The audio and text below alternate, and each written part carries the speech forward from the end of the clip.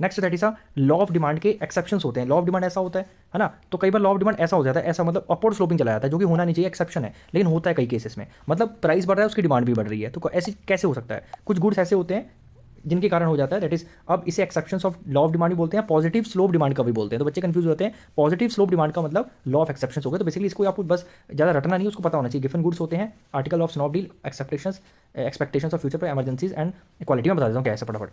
Giffen good क्या होता है? एक सर गिफन करके एक इकोनॉमिस्ट थे, उन्होंने एक बार जब वॉर हुआ तो उन्होंने देखा कि मतलब एक जो ब्रेड है, मतलब जो बहुत ही एक तरह का काइंड ऑफ इन्फीरियर गुड ही है, मतलब इतना कोई सुपीरियर गुड नहीं है, डायमंड वायमंड तो है नहीं, लेकिन जरूरत है वो अलग चीज़ है, लेकिन मतलब एक नॉर्मल सा गुड है, आप कह सकते हैं कि इन्फीरियर गुड है। कि मतलब जब वॉर हो रहा है तो क्या हो रहा है, जब इसका प्राइस बढ़ रहा है तो इसकी डिमांड भी इंक्रीज हो रही है, क्योंकि वॉर चल रहा था तो उसको लोगों को लग रहा था कि फ्यूचर में और प्राइस बढ़ जाएगा, तो और उसको खरीदना शुरू कर दिया था उन्होंने। तो कई गुड्स ऐसे होते हैं जिसका प्राइस बढ़ने से डिमांड इंक्रीज हो जाती है। हमारे ऐसे भी हो सकता है कि जब आपको लगेगा, जैसे कोविड सिचुएशन में ऐसा हुआ था कि शुगर महंगी हो जाएगी, तो हम लोगों ने मतलब स्टॉक बनाना शुरू कर दिया था, मतलब प्राइस बढ़ने से उसकी डिमांड बढ़ गई थी, है ना। तो ऐसे गुड्स को बोलते हैं गिवन गुड्स। तो ये काइंड ऑफ इन्फीरियर गुड्स होते हैं, ध्यान रखना, इन्फीरियर गुड्स माना जाता है इनको, जिनके प्राइस बढ़ने से इनकी डिमांड जो है इंक्रीज हो जाती है। ठीक है, जो भी रीजन हो, भले वॉर हो, कोई भी कैजुअल, कोई भी पैंडेमिक हो, कोई भी रीजन की वजह से जब ये सिचुएशन हो जाती है, उसे बोलते हैं गिवन गुड बोलते हैं, उन गुड्स को गिवन गुड बोलते हैं, बहुत ध्यान रखना है। तो गिवन गुड का बेसिकली प्राइस इफेक्ट क्या होता है? पॉजिटिव होता है, मतलब प्राइस बढ़ेगा तो डिमांड भी आपकी बढ़ेगी, लेकिन इनकम इफेक्ट नेगेटिव होती है, ध्यान रखना।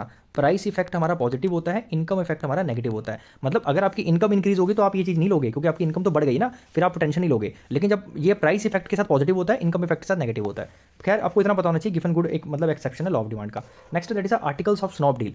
आर्टिकल्स ऑफ स्नॉप डील का मतलब होता है कि बहुत जो महंगी जैसे डायमंड है ना, डायमंड का अगर बहुत सस्ते मिलने लग जाएगा तो उसकी वैल्यू खत्म हो जाएगी, राइट। डायमंड की वैल्यू इसलिए ही है क्योंकि वो महंगा है। तो ऐसे कुछ बहुत सारी चीज़ें हैं जो कि मतलब आर्टिकल्स ऑफ स्नॉप डील में आती हैं। एक एग्जांपल डायमंड गोल्ड ले सकते हो आप। Next that is expectations of future prices. ये बेसिकली इन्वेस्टमेंट के केस में होता है, गोल्ड के केस में होता है। This is in the gold case.